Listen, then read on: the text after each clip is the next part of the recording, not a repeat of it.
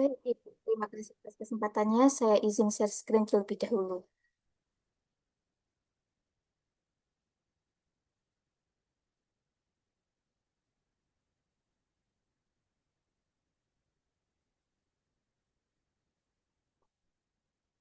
Apakah PPT saya sudah terlihat, Ibu?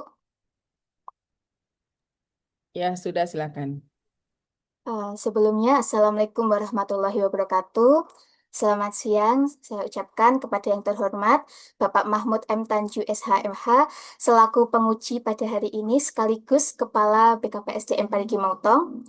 Yang saya hormati pula Ibu Dr. Asvina, SPD MPD, selaku coach yang telah membimbing hingga terciptanya rancangan aktualisasi ini. Serta yang saya hormati Bapak Andi Lendika Sulistiawan, selaku mentor yang telah berkenan hadir dan memberikan arahan selama proses perancangan aktualisasi. Baik, di sini saya akan mempresentasikan terkait dengan rancangan aktualisasi saya berjudul Digitalisasi Administrasi Pendaftaran Asesmen Kompetensi. Baik, sebelumnya izinkan saya perkenalan diri terlebih dahulu. Saya Anissa Talia Almafiroh, sarjana psikologi, merupakan peserta Latsar CPNS 2025 Angkatan 14, di mana saya diterima pada formasi jabatan Asesor SDM Aparatur Ahli pertama di BKPSDM Parigi Motong. Sesuai dengan Peraturan Bupati Nomor 49 Tahun 2024, BKPSDM Parigi Motong memiliki tugas pokok untuk membantu Bupati dalam menyelenggarakan urusan pemerintahan di bidang kepegawaian dan pengembangan sumber daya manusia. Oleh karenanya, untuk mendukung tugas pokok ini, terbentuklah struktur organisasi yang terdiri dari kepala dinas, kepala badan maksud saya, sekretaris badan yang membawahi subbagian perencanaan program dan kepegawaian, serta subbagian keuangan dan aset.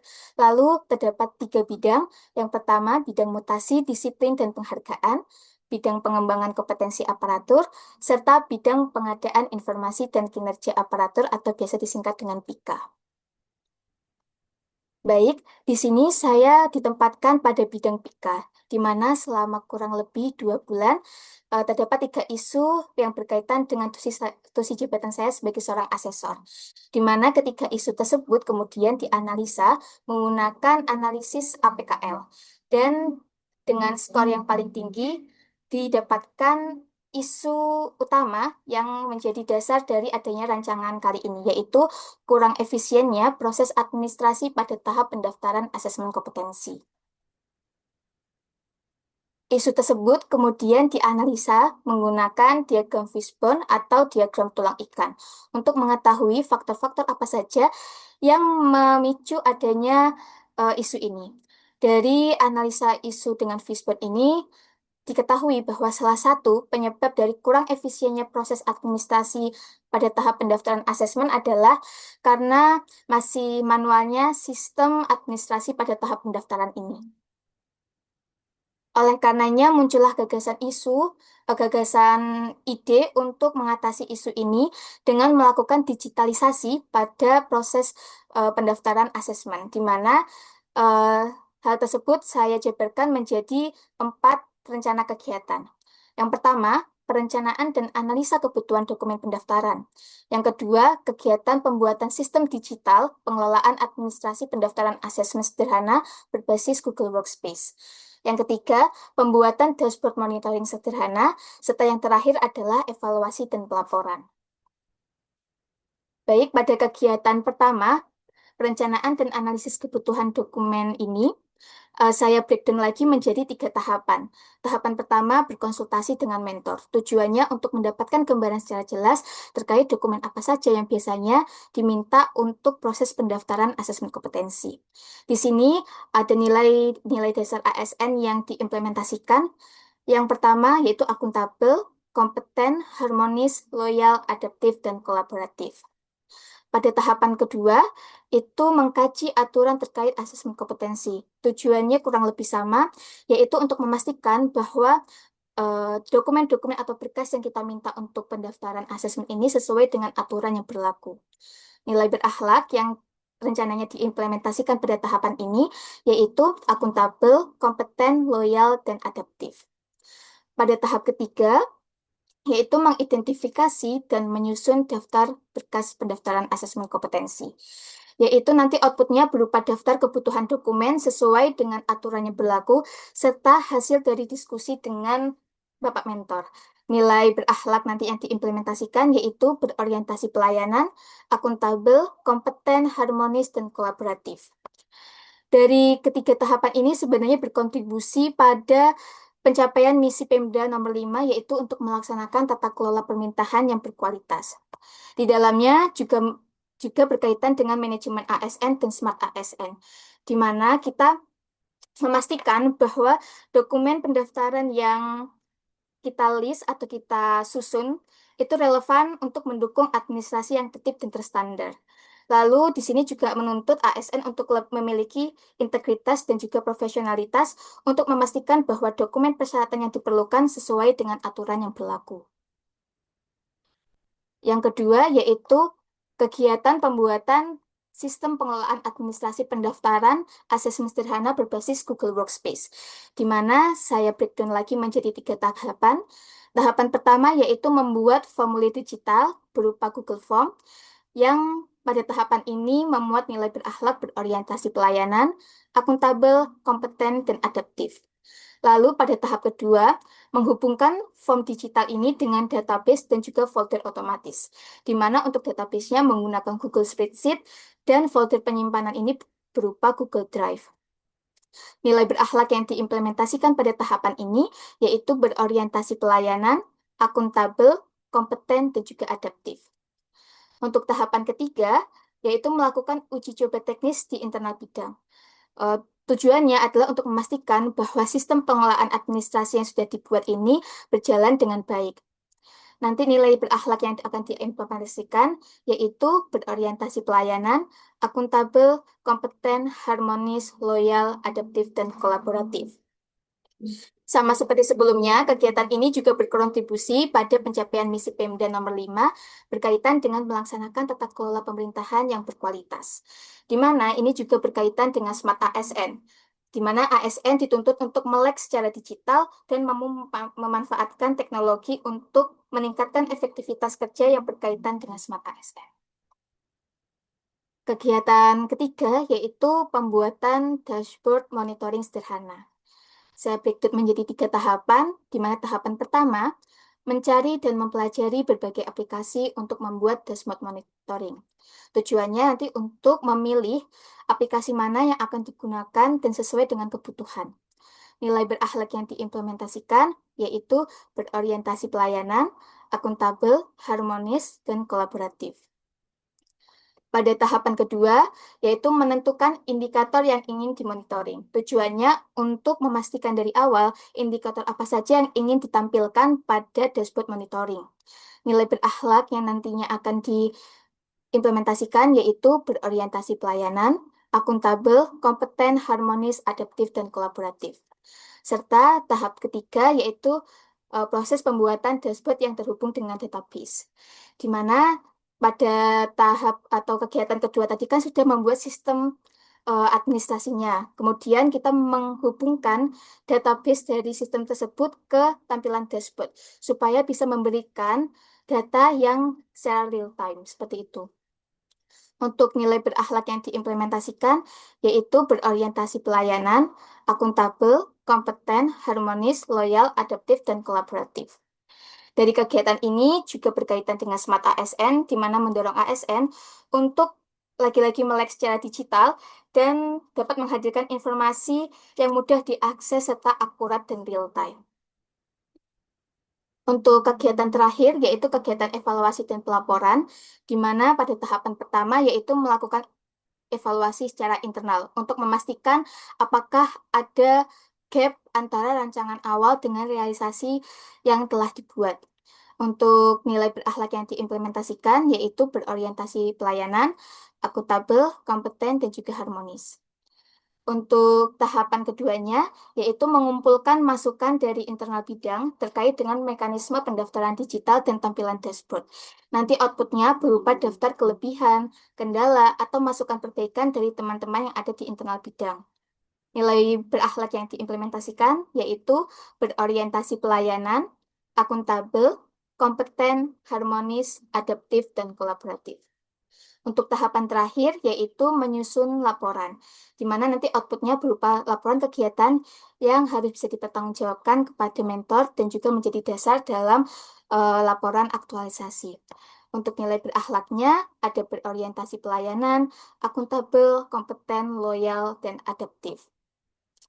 Dalam kegiatan ini harus kita juga berkaitan dengan manajemen ASN dan smart ASN, di mana dalam proses evaluasi dan pelaporan harus menghasilkan laporan yang akurat sebagai dasar perbaikan sistem administrasi di masa depan, serta membutuhkan budaya kerja yang profesional dan juga berintegritas agar terus bisa melakukan perbaikan demi pelayanan publik yang prima.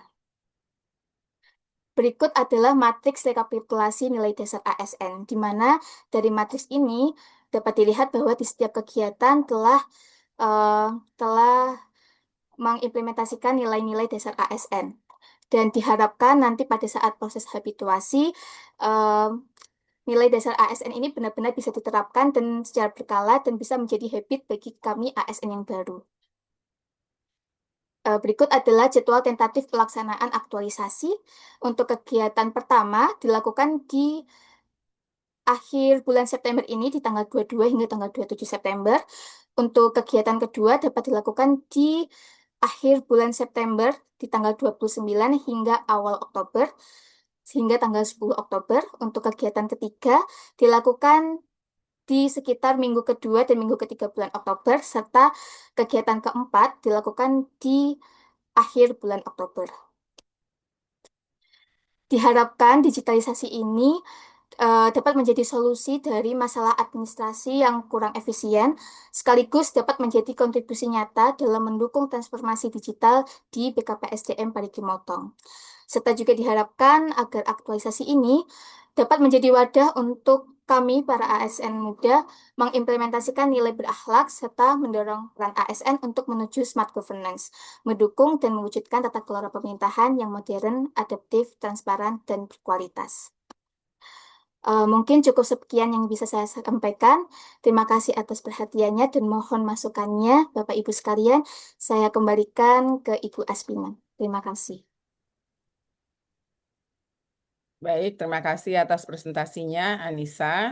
Selanjutnya kami ke Bapak Mentor. Bapak, silakan Bapak memberikan beberapa penguatan dukungannya juga berkenaan dengan rancangan aktualisasi dari Anissa Thalia. Silakan Bapak. Suaranya Bapak di-unmute dulu. Sebentar, Mak. Assalamualaikum warahmatullahi wabarakatuh. Dapat dengar, Ibu? Sudah, silakan Bapak. Ya. Yang saya hormati Ibu Aspina selaku coach, Bapak penguji, Kepala BKPSDM Parigi Motong, Pak Mahmud Tanju, dan Saudara Anissa. Terkait tugas dari Saudara Anissa ini itu merupakan hasil konsultasi dengan kami waktu awal. Jadi memang pada pelaksanaan kompetensi untuk seleksi JPT itu masih manual. Jadi bagaimana solusinya Saudari Anissa ini bisa membuat suatu sistem yang memudahkan kita untuk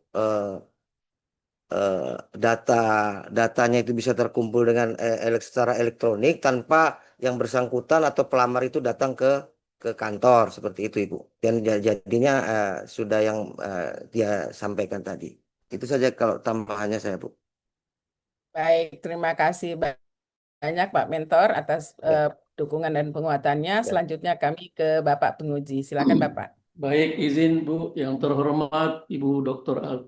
Aspina SPD MPD, yang saya hormati Pak Andi SAP, Andi Lendika, kemudian yang saya hormati Pak Indro, yang saya banggakan Ibu Anissa alias Sasa, panggilan Sasa ya? Betul, Bapak. Kalau di kantor dipanggil Sasa. Jadi sebelum ke Anissa saya mau tanya dulu ke Pak Kabit, ini Pak Kabit ini atasan Ibu Anissa. Sehat-sehat Pak, Pak Kabit sehat-sehat. Alhamdulillah sehat-sehat Pak. Jangan dulu merokok Pak ya, karena sebentar baru merokok.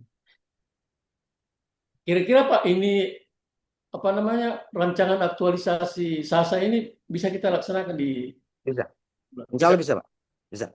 Hanya ketegasan itu saja saya inginkan karena kita kan dia ini kan kita punya bagian internal kita Siap. sebagai informasi. Kemudian pada DSASA, dia kabarin Bu.